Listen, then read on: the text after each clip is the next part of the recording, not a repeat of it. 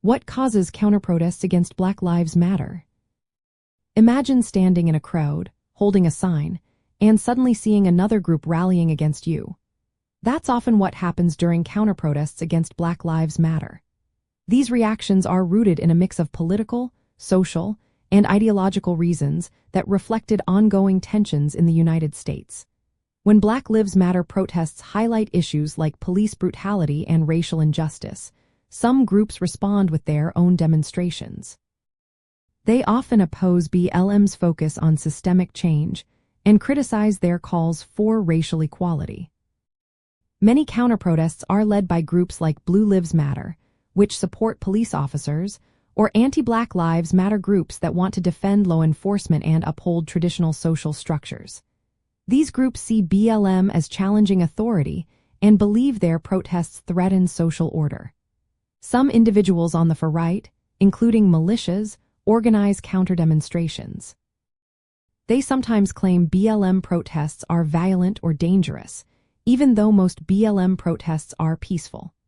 Armed individuals associated with right-wing movements have been involved in violence against BLM protesters, seeing themselves as protectors of property and order. Political narratives also play a role, with some leaders framing BLM as a threat to everyday life and conservative values. Social media is a big part of this story. Many counter-movement supporters use platforms like Facebook and Twitter to spread their messages.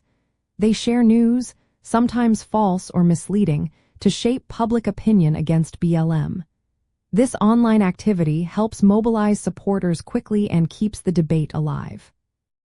Law enforcement responses also influence these protests. Police often target BLM protests with heavy policing and surveillance, which can make the protests seem more threatening. Meanwhile, counter-protests sometimes see less police presence, which can make them feel more justified.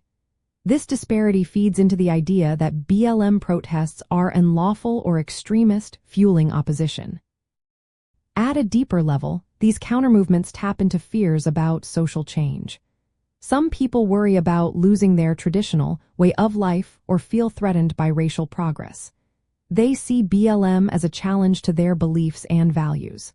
By framing BLM as influenced by extremists or dangerous, these groups keep their opposition strong.